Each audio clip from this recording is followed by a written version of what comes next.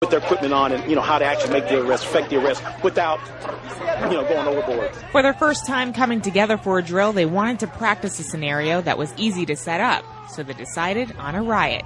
That was the easiest one to get our hands around, just so we could practice communication, coordination, things of that nature. This was their first operation, though they hope it's not their last. Depending on how well or poorly we do today, will dictate how difficult or maybe less difficult the next drill will be. Jennifer Bourget, News 8 Austin. Well, you could always go stage a riot and see, like you did in 2001 when there was a minor scuffle between about 2 or 3 people on 6th Street. And the cops suddenly out with the riot gear, and they decide to attack the whole street. And they're just sweeping the street. They're going right down, just shooting everybody, with wooden bullets, supposedly non-lethal, the tear gas, of course. And one young man had an eye put out. A lot of people, because the bars were emptying at that time, all the nightclubs and bars on 6th Street, at that hour was when they were letting out, and that's when the police decided to have a riot. And a lot of people, thousands of people, were caught in this crossfire.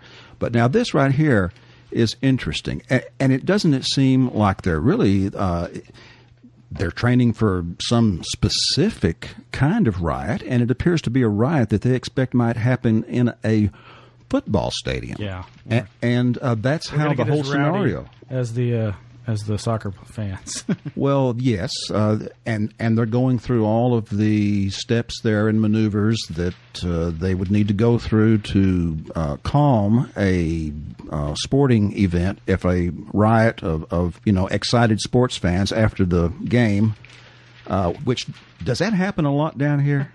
Not that I'm aware of. I know I cannot think of one time. The big tournament games you get in these bigger cities, you'll get the crazy mobs afterwards celebrating and burning and tearing up cars and so forth. But, well, I hope they're not training for a riot that might occur in a stadium if they round up people for mass vaccinations. Right, which is what we've been hearing more and more about. That's what it sounds like. And the irony in this article, among other things, there's a quote here. There may be 5,000 people up there, but only 200 of them are out there causing the ruckus. The other 4,800 are trying to leave, said APD Corporal Scott Perry.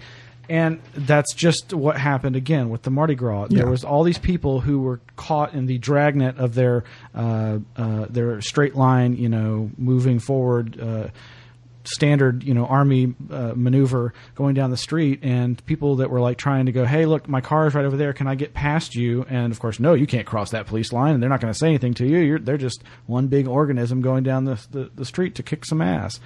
And that's inevitably what ends up happening. I went ahead. This and other recent news stories gave me the inspiration to go ahead and start chronicling a lot of the stuff that we've covered here locally about APD and the local SWAT and the Austin drills. Police Department Hall of Shame. Yeah, so it has a special home on PsiOpRadio.com. Yeah, /APD for Austin Police Department, and there's a lot of pictures from news articles there, as well as from the alternative media and just average passersby that you can. Hey, if you've never seen Mardi Gras cop riots.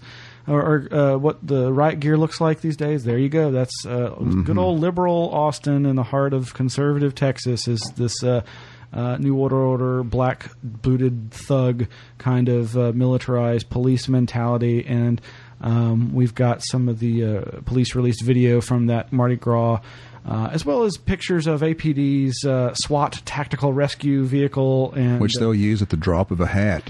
Some mentally disturbed person won't come out of his bedroom and his parents call 911 thinking, that the cops are going to come there and help defuse the situation. The cops come in with a SWAT team. And tear gas him out and shoot beanbags at him. And let's see, what's this other one I wanted to... I found on, I think it was APD or AustinPoliceNews.com a couple of years ago, this little PSA that blows my mind every time I hear it. Come on. As night falls, another Austin emerges, almost as though another city exists in an alternate dimension. Yes, there is another Austin after dark. And in that world exists the underbelly of crime, drugs, and terror in the night. In the deep night, there is terror of women being raped, the sexual abuse of small children, gangs and drug kings selling cocaine and seeking to rule the streets. Austin police officers fight this war on terror 24/7. Even when they are afraid, Austin police officers run toward the terror in the night. Even when they are in danger of being killed, they fight for your right to be free from the fear of rapists, murderers, and armed drug dealers. In your heart, you know who the heroes are. No matter what others may say, Austin police officers are still the heroes. They're still heroes to me. To learn more about Austin's Heroes in Blue, visit www.austinpolicenews.com. Yeah. 4 times I counted the word terror. Terror in the night. And the phrase war on terror. Wow. Al-Qaeda is just running wild in Austin, Texas. Spray painting, graffiti. I mean, really, crime is down. You know, well, but you would think that, wow, this is the mean streets of New York City. Women being raped and wonderful other scary things like that. Yeah, that I actually put a link to that audio bit on this PsiOpradio.com/APD webpage, as well as some local liberal activists' confrontation on a city council right after that about all the money that was spent by city council for these non-lethals that were used in that Mardi Gras police cop riot.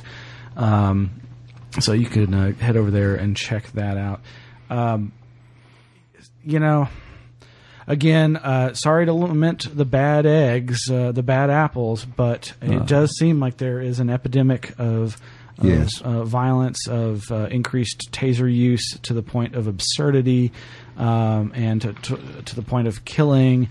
And Austin's had its share of, you didn't comply fast enough kind of stuff. But over at that link, we've also got links to our wonderful jackbooted New World Order thugs, cops that have been out there to protect you from me and other anti-war activists. Yes, the people rallies. are the enemy, apparently. That's all I ever see these riot squads doing is just attacking people exercising their constitutional rights. It started in Seattle when you began to have these big cop riots of that type where innocent people just sprayed. And that was another key turning point in American activism where, they took out all the stops because there were these... They got some provocateurs to go out there and break a window, and that was all the excuse they needed to go in and attack everybody. Yeah, we've got also at that link some pictures from, I think it was video shot by Mike Hansen, Alex Jones's old right-hand man for a long time. He and a whole bunch of other people were pepper sprayed indiscriminately by this. I say indiscriminately. I think this cop was discriminating because he recognized Mike Hansen among the alternative media who were in this particular group of people. But yeah, he did spray the area quite clearly in the 3 snapshots from the video footage of a couple of years ago there. And this guy, I think, later turned up in another local news story about either a tasering or even maybe a shooting. That same cop there. Downtown where a robber was thwarted in a local establishment, but it was just like this guy seems to be prone to use excessive force. But a bunch of them are too many. Oh, and there's also Jack Blood's report. Jack had a bad encounter with the cops, and that was in the 6th Street area. Yeah. The entertainment district here in Austin, Late mid-December 2006, Jack was apparently trying to be a good Samaritan, help out with something that was going down, and wasn't treated too well. You can read the whole story right there. Yeah. And there's going to be more. One of them that I thought of earlier that we're going to add is when the actor Jason Patrick, who played Jim Bowie in the film The Alamo, was in town about the time that they were promoting the release of the movie. He was arrested in a terrible and roughed up for doing nothing. Absolutely nothing. And he tried to sue the city of Austin, and I wasn't able.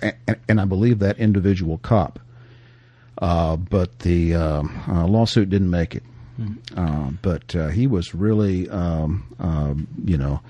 hot about the issue. I mean, he said it was a humiliating